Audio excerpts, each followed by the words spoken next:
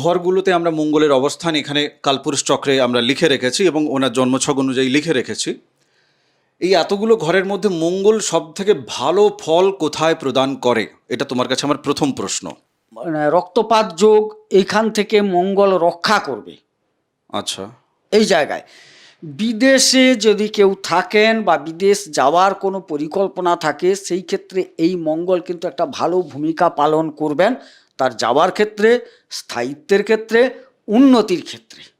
প্রায়শ্চিত্ত করে আমি নিজের সংস্কারকে প্রবৃত্তির থেকে নিবৃত্তির দিকে নিয়ে যাই এবং এই জীবনেই আমি চেষ্টা করি ঈশ্বরের চরণ পেতে। আজকের মূল এপিসোড শুরু করার আগে আপনাকে মা নর্মদার কৃপা আপনি কি করে পাবেন আপনাকে আমি জানাতে চাই। আপনি যদি প্রতিদিন ত্রিকাল এই নর্মদাষ্টকম পাঠ করেন, আপনি মায়ের কৃপা পাবেনই পাবেন। মায়ের কৃপা আপনার উপর বর্ষিত হবে। ফ্রি অফ কস্ট নর্মদাষ্টকম পাওয়ার জন্য হোয়াটসঅ্যাপে আপনি আমাকে লিখুন আপনার নাম এবং ঠিকানা দিয়ে, যে পিডিএফ বই চাই, আমি আপনাকে পাঠিয়ে দেবো সঙ্গে সঙ্গে। এই পিডিএফ বই আপনি প্রতিদিন 5 জনকে শেয়ার করুন। আর যারা নর্মদাষ্টকম পাঠ চক্রে অনলাইনের মাধ্যমে জয়েন করতে চান ফ্রি অফ কস্ট, তারাও আমাকে হোয়াটসঅ্যাপে লিখবেন। আসুন আজকের মূল এপিসোড শুরু করা যাক। নমস্কার, নর্মদে হার। শিবকুণ্ডা মা নর্মদাকে প্রণাম জানিয়ে শুরু করছি আজকের এই এপিসোড। যারা যারা নর্মদাষ্টকম নিচ্ছেন তারা প্রতিদিন নর্মদাষ্টকম পাঠ করছেন তো? প্রতিদিন করছেন তো? আপনারা করতে থাকুন। যদি 3 বেলা না করতে পারেন, একবারও যদি সারাদিনে নর্মদাষ্টকম পাঠ করেন, দেখবেন জীবনে পরিবর্তন লক্ষ্য করবেন আপনারা। যারা নর্মদেশ্বর শিবলিঙ্গ নিচ্ছেন, আসনে বসছেন, তাদের জীবনেও কিন্তু পরিবর্তন ঘটছে, তারা নিজেরাই জানাচ্ছে। আসলে ঈশ্বরের কৃপাতেই কিন্তু সব কিছু হয়। এই যে জ্যোতিষ বিদ্যা নিয়ে আলোচনা করছি আমরা, বেদাঙ্গ এবং সেই যোগ জ্যোতিষ থেকেই কিন্তু আজকের এই যে জ্যোতিষ চর্চা, যদিও আজকের জ্যোতিষ চর্চা বলতে লজ্জা লাগছে, কেননা মানুষের প্রশ্নও যেমন বদলে গেছে, আর ঠিক তেমনিভাবে কিন্তু জ্যোতিষবিদ্যা ভাঙতে ভাঙতে ভাঙতে ভাঙতে বেনজল আর 4 জায়গার জল ঢুকতে ঢুকতে এখন অন্য জায়গায় পৌঁছে গেছে। ভৌম যোগ নিয়ে আমরা কথা বলছি, এখানে কিন্তু আমরা শাস্ত্রীয় জায়গা থেকে কথা বলছি। শেকড়ের দিকে ফেরার চেষ্টা করব। কিছু জিনিস আপনার অবশ্যই ভালো লাগবে, কিছু জিনিস খারাপ লাগবে, কিন্তু আপনি উপেক্ষা আপনার জীবনে করতে পারবেন না। কখন করতে পারবেন না? যদি মঙ্গল আপনার জন্ম ছকে 1 নম্বর ঘরে, 4 নম্বর ঘরে, 7 নম্বর ঘরে, 8 নম্বর ঘরে এবং 12 নম্বর ঘরে বসে থাকে, আপনি মঙ্গলকে আপনার জীবন থেকে উপেক্ষা করতে পারবেন না। গোবিন্দবাবু আমার সাথে আছেন। গোবিন্দদা, তোমাকে স্বাগত জানাই। হ্যাঁ, নমস্কার সবাইকে। গোবিন্দদা, আমরা আজকের এই আলোচনার শুরুতে এই যে ঘরগুলোতে আমরা মঙ্গলের অবস্থান এখানে কালপুরুষ চক্রে আমরা লিখে রেখেছি এবং ওনার জন্মছক অনুযায়ী লিখে রেখেছি, এই এতগুলো ঘরের মধ্যে মঙ্গল সব থেকে ভালো ফল কোথায় প্রদান করে, এটা তোমার কাছে আমার প্রথম প্রশ্ন। আচ্ছা, প্রশ্নের আগে ভাই আমাকে একটু অন্য জিনিস জানাতে হয়। এই যে ভৌমটা, ভৌমটা যে আমরা শুধু মঙ্গল মঙ্গল লিখে রেখেছি 4-5টা ঘরে, তো ভৌমটা কেন হয় আগে জানার দরকার আছে। অবশ্যই। আচ্ছা, আমাদের হচ্ছে মঙ্গলকে ভূমিপুত্র বলা হয়। এই ভূমিপুত্র তার নির্দিষ্ট কালপুরুষ চক্রের কয়েকটি ঘরে যদি বসেন তখনই ভৌমযোগ তৈরি হয়। হ্যাঁ, ঠিক। এবারে এই ঘরগুলি কি কি না, দ্বাদশ ঘরের মধ্যে লগ্ন বা প্রথম ঘর, চতুর্থ ঘর, সপ্তম ঘর, অষ্টম ঘর এবং দ্বাদশ ঘর। এই ঘরগুলিতে যদি মঙ্গল অধিষ্ঠান থাকেন তাইলে সেটা ভৌমবর্তী বা ভৌম যোগ বলা হয়। দোষ নয়, ব্যাপারটা যোগ প্রত্যেকটি, কারণ যেখানে কিঞ্চিত ভালো থাকবে সেখানে যোগ। আচ্ছা, এই জায়গায় তোমার প্রথম প্রশ্ন ভাই ছিল কোন জায়গায় ভালো ফল পাচ্ছে। একদম। আচ্ছা, এই যে মিথুন লগ্ন বা মিথুন রাশি জাতকের ক্ষেত্রে প্রথমেই বলে রাখি, রাশি হিসেবে কিন্তু এই যে ভৌমটা খুব একটা প্রকট ফল দেন না, লগ্ন হিসেবেই দেন। লগ্ন সাপেক্ষে অষ্টম স্থল যেটা, সেখানে কিন্তু এই মিথুন লগ্নের জাতকগণ মঙ্গলের থেকে শুভ নয়, অতি শুভ ফল পাবেন। আচ্ছা, এই ক্ষেত্রে কি কি অতি শুভ ফল পাবে সেই জায়গাটা তোমার কাছে আমার প্রশ্ন থাকছে। আমি একটা জিনিস একটু ক্লিয়ার করে দিই ওনাদেরকে। তাহলে রাশি হিসেবে যেহেতু হচ্ছে না, ধরুন আপনার মিথুন রাশি, লগ্ন অন্য কিছু, আমরা কিন্তু 12টা লগ্নের ভিডিও বানিয়ে রেখেছি। আপনি সেই ভিডিওগুলো দেখবেন, কেননা একজনের অন্য কোনো লগ্ন, অন্য কোনো রাশি, হ্যাঁ, সেই জায়গা থেকে আপনারা দেখবেন এবং আপনাদের পরিচিত যাদের আছে আপনারা তাদেরকে ভিডিওটা শেয়ারও করবেন। আর যদি আপনি সাবস্ক্রাইব না করেন প্লিজ একটু করে নিন। হ্যাঁ, শুভ অতি শুভ ফলের কথা তুমি বলছো অষ্টমের জায়গায়। এ যেন মানে মনে হচ্ছে যে একটা মানুষ প্রচণ্ড কৃপণ, কিন্তু হঠাৎ করে মানে তার এত বদনাম কৃপণতার আছে, কিন্তু হঠাৎ করে সে যেন দানবীর হয়ে গেছে। কেন অষ্টমের জায়গা এটা বাধক জায়গা, তো বাধক জায়গায় মঙ্গল বসে অতি শুভ ফল, তুমি এ তো নতুন কাহিনী শোনাচ্ছ নাকি? হ্যাঁ, একটু বলে নি, বুঝিয়ে বললে ঠিক হবে। অবশ্যই। আচ্ছা, কালপুরুষ চক্রে এটিকে মারক বলা হয় স্থলটাকে, কিন্তু প্রকৃতপক্ষে এটা কিন্তু বাধক স্থল, মানে একদম বাধা, তাই। প্রত্যেকটা কাজে বাধা দান করেন। হুম। এই স্থলে তার চরিত্রগতভাবে মঙ্গল কিন্তু এখানে উচ্চ, আচ্ছা, এই জায়গায় মঙ্গল উচ্চ থাকেন। দেখো আমরা সাধারণ মানুষ মঙ্গল উচ্চ কি নিম্ন আমাদের খেয়ে মাথা ব্যথা কিছু নেই। ফল বলো আগে।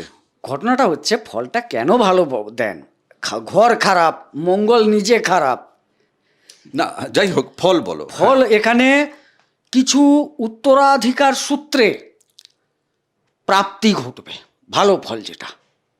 আচ্ছা। আচ্ছা, অপমান, অপবাদ, অপযশের হাত থেকে মঙ্গল রক্ষা করবে। অ্যাক্সিডেন্ট, মানে রক্তপাত যোগ, এইখান থেকে মঙ্গল রক্ষা করবে।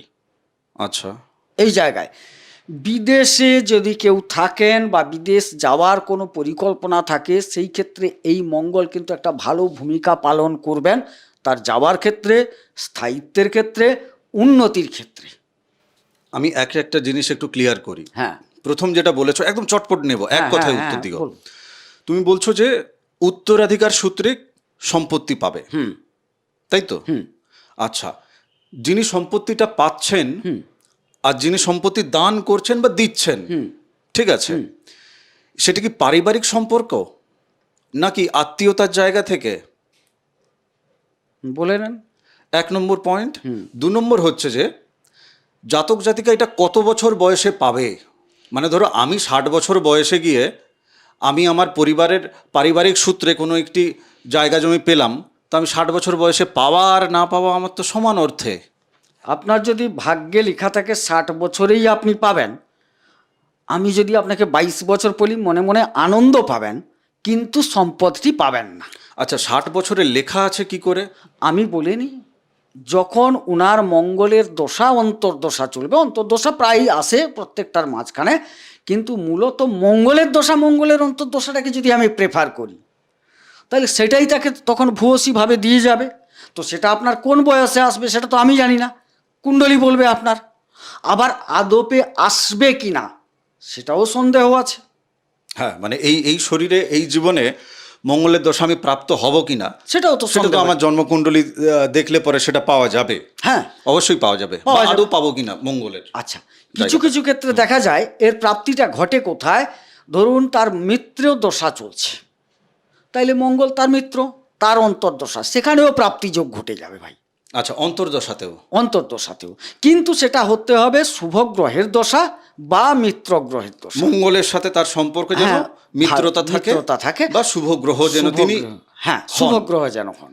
আচ্ছা। শুভ গ্রহ হতে হবে, মঙ্গলের মিত্র হতে হবে। ও আচ্ছা, দুটো পয়েন্ট। হ্যাঁ, অবশ্যই, ঠিক হতে না হলে হবে। তুমি খালি লাখ লাখ টাকার সম্পত্তি পেয়ে যাবে নাকি, অঙ্ক মিলতে হবে। চলো নেক্সট যেটা তুমি বলেছো যে বাধা বিপত্তি থেকে ওনাকে রক্ষা করছে। হ্যাঁ, অ্যাক্সিডেন্ট বা এই ধরনের বাধা বিপত্তি, রক্তপাতের যে জায়গা বা যেখানে প্রাণ সংশয়ের জায়গা আছে সেই জায়গা থেকে রক্ষা হচ্ছে। রক্ষা করবে ও। আরেকটা তুমি বলেছো যে ওনার বিদেশ যাত্রার যে জায়গাটা, সেই বিদেশ যাত্রার জায়গাটাকে আরো পথটাকে সুগম করছে। হ্যাঁ, উনি নিয়ে যাবেন না, আচ্ছা। কিন্তু নিয়ে যাবেন অন্যজন, অন্য গ্রহ।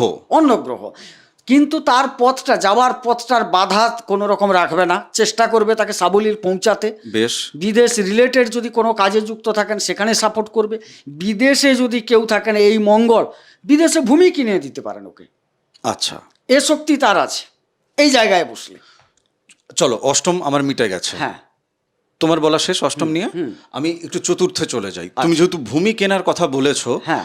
ঘর বাড়ি, নিজের গাড়ি বাড়ি ইত্যাদি ইত্যাদি, বা পারিবারিক যে সম্পর্কের যে মানে বন্ধন, সেটা তো সম্পত্তির ভাগ বাটোয়ারা ইত্যাদি ইত্যাদি নিয়েই তো মামলা মোকদ্দমা ক্যাচাল এইসব চলে আসে, হ্যাঁ, ঠিক আছে। তো পারিবারিক জায়গায় সুখ সমৃদ্ধি বহু জাতক জাতিকা মিথুন রাশি মিথুন লগ্নের তারা কিন্তু বঞ্চিত হয়, তারা পায় না, কেউ ত্যায্য পুত্র পর্যন্ত হয়ে যাচ্ছে এইরকম অবস্থা। তো তাহলে মঙ্গল এই চতুর্থে তিনি সুমঙ্গল নাকি কুমঙ্গল, এটা কতখানি কিভাবে তুমি একটু বলো, আমি চুপ করে শুনছি। একদম কুমঙ্গল। এই জায়গায় মঙ্গল নিজে ভালো ফল দেন না, উল্টো এটা চতুর্থ ঘর, এখানে ভৌম দোষ হিসাবে গণ্য করা হয় যোগের তুলনায় বেশি, মানে এখানে খারাপটা বেশি করে। যদিও বিষয়টা যোগ বলা হয়, কিন্তু এখানে খারাপ, সার্বিক খারাপ। পারিবারিক বন্ধন ভেঙে যাবে, ঐক্যবদ্ধতা থাকবে না, জমি বাড়ি বিক্রি হতে পারে, গাড়ি বিক্রি হয়ে যেতে পারে, দাম্পত্য তো অবশ্যই অবশ্যই একদম বিপরীতমুখী হয়ে যাবে, ছাড়াছাড়ি পর্যায়ে পারিবারিক যাবে। অন্যান্য না, না, না, সদস্যদের স্বামী জায়গা স্ত্রী, থেকে, স্বামী স্ত্রী, আচ্ছা তাদের নিজেদের যে পরিবারের যে হ্যাঁ হ্যাঁ, বন্ধনটা, দাম্পত্য নষ্ট হবে এখানে। চতুর্থের জায়গা হ্যাঁ, থেকে। চতুর্থের জায়গা থেকে। দাম্পত্যের জায়গা তো তোমার সপ্তমের না, জায়গা। ওটা কথা নাই।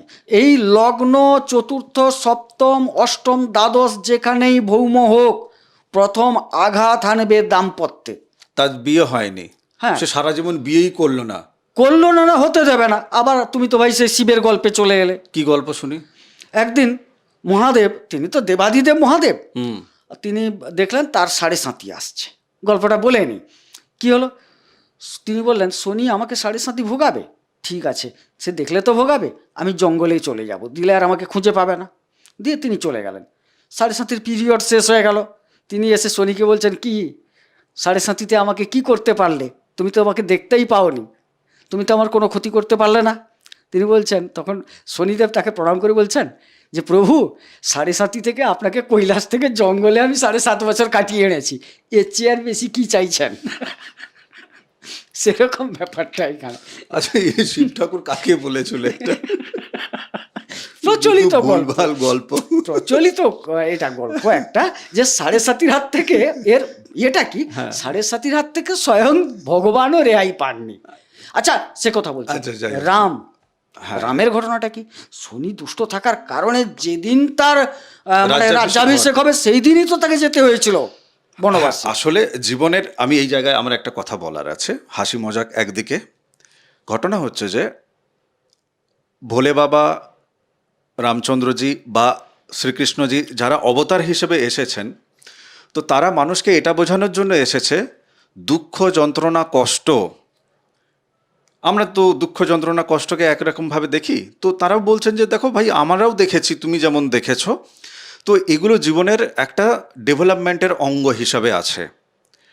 এইবার কথা হচ্ছে, আমাদের জীবনে এগুলোকে কিভাবে আমরা গ্রহণ করছি, সেই ভাবটা যদি আমাদের যদি বিগড়ে যায়। ধরুন মাস্টারমশাই আমাকে ছড়ি দিয়ে এক ঘা মারলেন, আমি মাস্টারমশাইকে কানের গোড়ায় বাজিয়ে দিলাম স্কুলের পরে, তার মাথায় একটা ইঁট ছুঁড়ে দিলাম, তো তাহলে আমার জেল যাত্রা তো অবশ্যই, আমার নামে কেস মামলা মোকদ্দমা তো হবে অবশ্যই।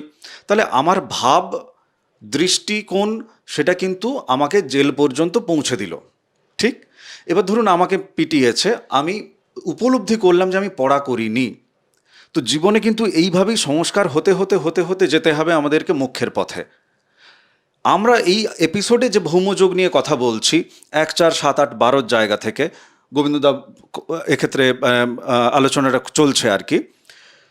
যে যে জায়গায় ধরুন আমি বলছি যে দাদা এটার প্রতিকার কি, তো আমাদের এখানকার প্রতিকার সেটা কিন্তু আধ্যাত্মিক প্রতিকার। সেখানে কিন্তু ওই আপনার ভাব যেটা বিগড়ে গেছে, ওই ভাবটাকে, ওই দৃষ্টিকোণটাকে প্রতিকার ঠিক করে দেবে। আপনি সঠিক কর্ম করবেন, তারপরেই আপনি ফল পাবেন, কোনো গালগল্পের কোনো কথা নেই, ঠিক আছে? এবারে আমরা চলে যাই সপ্তমের জায়গা। হ্যাঁ। সপ্তম জায়গা থেকে তুমি দাম্পত্য বিবাহের জায়গাটা যেমন আমাকে বলো, ঠিক তেমনিভাবে তুমি আমাকে বলো যে ব্যবসায়িক জায়গা থেকে, কর্ম রুটি রুজির জায়গা। তো সেক্ষেত্রে এটা বৃহস্পতির ঘর, মিথুন রাশি মিথুন লগ্ন সাপেক্ষে, তো বৃহস্পতি মঙ্গলের সম্পর্কটা কেমন? আচ্ছা চলো, বৃহস্পতি মঙ্গল তুমি বলতে পারলে এক লাইন বলো এখন, মানে নইলে তুমি এখানে দাম্পত্য এবং এই জায়গা থেকে বলো। গুরু শিষ্য, গুরু শিষ্য। বেশ, বাকিটা তুমি বলো। এবারে বলি, এখানে সপ্তমে মঙ্গল দেখুন দাম্পত্যে একটা ফাটল আনবেই, কিন্তু সে ফাটলটা একদম বিচ্ছেদে পরিণত করবে না যদি এখানে সমাধান গ্রহণ করে নেওয়া হয়। কথাটা বোঝা গেল? কিছু বিচ্ছেদ হবেই, এত শক্তিশালী। কিছু জায়গায় মিত্রগৃহ, স্বগৃহ, উচ্চস্থল, এই জায়গাগুলোই কিন্তু সমাধান অপেক্ষা করে আছে, যে তুমি সমাধান করে নাও, আত্মশোধন করে নাও, তাইলে কিন্তু ঠিক হয়ে যাবে। এখানে সেই সূত্রটা দেওয়া আছে। আচ্ছা, ধরো যদিও আজকের আলোচনার একটু বাইরে বেরোচ্ছি, আমরা তো একা মঙ্গল বসে আছে নিয়ে কথা বলছে। এখানে মঙ্গলের সাথে আমি বৃহস্পতিকে যোগ করে নিয়েছি। এবার ধরো এখানে বৃহস্পতি নেই, এখানে মঙ্গল আর সপ্তমে রাহু বসে আছে। আচ্ছা, তাইলে কিন্তু একে কিন্তু ঘর ছাড়তে হবেই, ঘর ছেড়ে যেতে হবেই, মানে বাইরে গিয়ে বিবাহটা বাঁচাতে পারবেন না। কোনো নয়, একে প্রথমে বিচ্ছেদ ধরে নিতে হবে। কিছু না হলেও একে আমি দেখেছি ঘর ছাড়তে হয়েছে। বিবাহ জীবন শুরু করার পরে, প্রারম্ভের পরেই হ্যাঁ। গৃহত্যাগ হচ্ছে। আচ্ছা, এবারে এখানে যুক্তি কি জানেন? হয়তো দেখা যাবে কোনো কোনো জায়গায় দেখা গেছে স্বামী স্ত্রীর বন্ধনটা ঠিক আছে, এখানে কিন্তু তখন আর ভৌমর সাথে কিন্তু অঙ্গারক যোগ হয়ে গেল ভাই, এই জন্য জোর করে বলছি কথাটা। আচ্ছা, কারণ মঙ্গল রাহু অঙ্গারক হয়, অঙ্গারকে তোমাকে ঘর ছাড়াবে, দেখা যাবে ও শ্বশুর শাশুড়িকে মেনে নেবে না, মেয়ে হলে, ছেলে হলে হয়তো বাবা মার যে কথোপকথন তার স্ত্রীকে মেনে নিচ্ছে না বাবা মা, যাই হোক একটা লিটিগেশনে ওকে কিন্তু ঘর ছাড়তে হবে। আপনারা যদি এই দুটি গ্রহের অবস্থানে যে ফলাফলগুলো আপনাদের জীবনে আসে, ধরুন আপনাদের কার কার কোন কোন ঘরে দুটি গ্রহ একসাথে বসে আছে বা তিনটি বা একাধিক গ্রহ বসে আছে, আপনারা এটা একটু কমেন্টে লিখুন। আমরা সেইগুলোর উপর কিছু এপিসোড নিয়ে আসবো আপনাদের বোঝার স্বার্থে, যাতে আপনাদের কাছে ক্লিয়ার হয়। আচ্ছা, আমরা অষ্টম আলোচনা করে নিয়েছি, চতুর্থ আলোচনা করে নিয়েছি, সপ্তম আলোচনা অর্ধেকটুকু বাকি আছে, ব্যবসায়িক জায়গাটা। তারপরে আমরা দ্বাদশে চলে যাব। আচ্ছা, শুধু মঙ্গল যদি থাকেন ব্যবসায়িক জায়গায় শুধু মঙ্গলে, শুধু মঙ্গল ব্যবসা, কিন্তু মঙ্গল রিলেটেড ব্যবসাটা করতে পারবেন। কি কি ব্যবসা?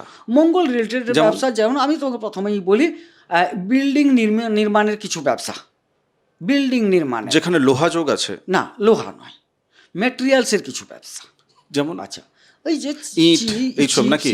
ইট পোড়া ইট, এইসব জাতীয় কিছু ব্যবসা, বা নির্মাণ ব্যবসা, অনেকে নির্মাণ ব্যবসা তো করেন, সেখানে সেটা করতে পারবেন। বেশ। আচ্ছা, চা পাতা, শুকনো চা পাতার ব্যবসা যারা করেন, বেশ। কিছু রঙের ব্যবসা করতে পারবেন, নির্দিষ্ট অবশ্য কয়েকটা রং আছে। তারপর শুকনো লঙ্কা জাতীয় ব্যবসা, আচ্ছা, কিছু লাল রঙের দ্রব্যাদির ব্যবসা, আচ্ছা, এইসব জাতীয় আছে। আরো ভূমি ব্যবসা করতে পারেন, জায়গা জমি কেনা বেচা, যেটাকে আমি তোমাকে ইঙ্গিত দিলাম, ফ্ল্যাট বানানো দিয়ে বেচা, এটা ইঙ্গিত দিয়ে গেছি। এইসব জায়গাগুলো করতে পারবেন। তবে এই জায়গার ক্ষেত্রে একটি সূত্র মানতে হবে, মঙ্গলকে অবশ্যই নবতারা চক্রে মিত্র বা অতিমিত্র বা সম্পদ তারায় অবস্থান করতে হবে। বেশ, একটু মজার জন্য এটা বলছি। ধরো মঙ্গলের তো রক্ত রিলেটেড বা লাল রং, সব সেই লাল লাল লাল লাল ব্যাপার চলছে। ধরো যারা এক্ষেত্রে ওই রক্তক্ষরণ ঘটায় মানুষের, আচ্ছা যাই হোক, মানে ধরো একটা ছুরি ঢুকিয়ে দিল, সে রক্তক্ষরণ ঘটিয়ে দিল অন্য কারোর শরীরে, সেই রকম ব্যবসা বাণিজ্যের দিকটা নিয়েও হয়তো কেউ এখানে উন্নতি করতে পারবে কিনা আমি জানি না। দ্বাদশে চলে আমরা একটু ধর্মকর্ম মুখ্যের দিকে যাই। আচ্ছা, এই জায়গায় কিন্তু খুব একটা ভালো মঙ্গল ফল দেবেন না। এখানে দাম্পত্যে জটিলতা আসবে, বিচ্ছেদের পর্যায়ে যাবে এই ক্ষেত্র থেকে। এখানে আবার বলি, এখানে এমন একটা চাহিদা তৈরি হবে দাম্পত্যের মধ্যে, দৈহিক চাহিদা, যেখান থেকে দাম্পত্যটা চিড় হবে, বিচ্ছেদের দোরগোড়ায় দাঁড়িয়ে যাবে এসে, যদি নেহাত শুভগ্রহের শুভ দৃষ্টি না পড়ে থাকে, এখানে বিচ্ছেদ অবশ্যম্ভাবী। তুমি ধর্মকর্ম মুখ্যের কথা একটু বলো। মুখ্যের কথা, এখানে কিন্তু মুখ্য খুব একটা এনারা প্রাপ্তির দিকে যাবেন না, এখানে কিন্তু খুব একটা সাবলীল মঙ্গল থাকেন না। নেহাত বললাম যে শুভগ্রহের দৃষ্টি যদি থাকে মন ঘোরাবে। হ্যাঁ, মানে দেখো, আমরা তো মানুষের জীবন বা দেখি যে প্রবৃত্তি থেকে নিবৃত্তির পথে, তো সেই জায়গা থেকে এক্ষেত্রে প্রবৃত্তি থেকে নিবৃত্তির পথে উত্তরিত হতেই পারেন। কেননা সেক্ষেত্রে আমার যেটা মনে হয় অন এ সিরিয়াস নোট, যে ধরো ওটা উনি প্রতিকার করলেন, ওনার যে দৈহিক যে চাহিদা বা জাগতিক যে সমস্ত চাহিদা, সেই চাহিদার জায়গায় উনি স্থির সিদ্ধান্ত হলেন যে না, আমি এই চাহিদা আমার এই বয়স পর্যন্ত থাকলো ঠিক আছে, কিন্তু এবার আমি প্রতিকার প্রতিবিধান করে প্রায়শ্চিত্ত করে আমি নিজের সংস্কারকে প্রবৃত্তি থেকে নিবৃত্তির দিকে নিয়ে যাই এবং এই জীবনেই আমি চেষ্টা করি ঈশ্বরের চরণ পেতে। তো করতেই পারেন তো। অবশ্যই এখানে যে মঙ্গলকে দিয়ে কি ইঙ্গিত দেওয়া হয়েছে, তুমি এটা করো, মানে কি তোমার একটা খারাপ খারাপ কিছু দেখাচ্ছে, ব্যাটারিটা নেই, টর্চটা জ্বলছে না, তার মানে তোমাকে কি ইঙ্গিত দেওয়া হলো যে তুমি নতুন ব্যাটারি ঢুকিয়ে টর্চটা জ্বালো, এটাই তো তোমাকে বোঝানো হলো। হুম, তো এখানে খারাপ দেওয়া হয়েছে মানে তোমাকে তোমার প্রবৃত্তি চেঞ্জ করতে বলা হয়েছে। একদম তাই, একদম তাই। তুমি ব্যাটারিটা ঢোকাও, দিলে তো তুমি নিবৃত্তির দিকে যাবে। ব্যাটারিটা এখানে কি মনের পরিবর্তন, যে খারাপ মনটা আছে সেটাকে একটু দূরীভূত করো, চেষ্টা করো, দিয়ে তুমি অন্য দিকে অন্যভাবে ধাবিত হও। নিজেকে উত্তরিত করো, হ্যাঁ, নিজেকে উত্তরণের পথে নিয়ে যাওয়া। জীবনের মূল লক্ষ্য সেটাই, জীবনের মূল লক্ষ্য কিন্তু সেটাই। বিবর্তনবাদ আমরা পড়েছি ছোটবেলায়, বইতে পড়েছি, তো সেই জায়গা থেকেই আর কি। তপভূমি মা মানে এই যে নর্মদা, তপভূমি নর্মদার কথা বলি, মা নর্মদার যে কথা বলি, মা নর্মদার ওখানে পরিক্রমা হয় ৩,৫০০ ৪,০০০ কিলোমিটার পথ, মানুষ পায়ে হাঁটছেন, সেখানে জাতি ধর্ম বর্ণ নির্বিশেষে পায়ে হাঁটছেন, নর্মদে হর উচ্চারণ করছেন। কেউ তার মা নর্মদার যে বীজ মন্ত্র আছে, হ্যাঁ, গায়ত্রী মন্ত্র যেটা আছে, কেউ সেটা উচ্চারণ করতে করতে চলছেন। আবার কেউ দেখা যাচ্ছে নর্মদাষ্টকম পাঠ করতে করতে চলছেন, কেউ জয় ভোলেনাথজি, মোটামুটি চলছেন, থামছেন না। ব্যাস এইটুকু প্রয়াস। তপভূমি নর্মদা, আপনি পিডিএফ তো মানে অনেকেই নর্মদাষ্টকম নিচ্ছেন, আর আপনি অডিও যেটা সিরিজ আছে ৩৬৫ এপিসোড, আপনি শুনুন, আপনি আমার কথার সত্যতা বুঝতে পারবেন। আমি এক বর্ণ মিথ্যা কথা বলছি না। আর আমার জীবন কিভাবে বদলেছেন মা নর্মদা, আপনি যখন এপিসোড দেখতে শুরু করবেন, ফার্স্ট এপিসোডে আমার তখনকার দশা আর এখনকার অবস্থা দেখলে আপনি নিজেই বুঝতে পারবেন যে মাম্মিজি কী করে, ভোলে বাবা কী করে। যাই হোক, আগামী এপিসোডে দেখা হচ্ছে। আপনি আপাতত এখন যেটা করবেন, এই এপিসোড আরেকবার শুনবেন, দেন শোধন করবেন। হুবহু গোবিন্দদা আর আমি যা বলছি নিজের কান দিয়ে স্মৃতিতে জায়গা দেবেন না, শোধন করুন নিজের বোধ এবং বুদ্ধি দিয়ে। আপনার মধ্যে সেই সামর্থ্য আছে। আমি জানি এই ভিডিও হাজার হাজার মানুষ দেখছেন, তাদের শিক্ষা দীক্ষা না, ওই জাগতিক শিক্ষা দীক্ষার কোনো গল্প নেই, প্রাতিষ্ঠানিক শিক্ষা দীক্ষার কোনো গল্প নেই। জাগতিক শিক্ষা দীক্ষার দরকার আছে, আপনার ভেতরের শিক্ষা দীক্ষার দরকার আছে, যেটা আপনার মধ্যে আছে। ও না হলে আপনি বেঁচে থাকতে পারতেন না। আপনি শোধন করুন আমাদের কথাকে, বিচার বিশ্লেষণ করুন, এটাই কাজ আপনার। শুধু পাগলের মতো জ্যোতিষের এপিসোড দেখা, দেন মাথা এদিক ওদিক হচ্ছে, এটার জন্য অন্তত আপনি আমার চ্যানেল দেখবেন না। আপনার মধ্যে ক্ষমতা আছে, আপনাকে ঈশ্বরের চরণে ছুঁতে হবে। শেষ বয়সে যখন আপনি মৃত্যু পথযাত্রী, তখন না গোবিন্দদা আছে না আমি আছি, মেবি এর আগে দেখা যাবে আমিই ফুটে গেছি। আপনাকে ঈশ্বরের চরণে পৌঁছতে হবে। আগামী এপিসোডে দেখা হচ্ছে। ভালো থাকুন, সুস্থ থাকুন, ভক্তির পথে থাকুন। নমস্কার। নর্মদে হাট। না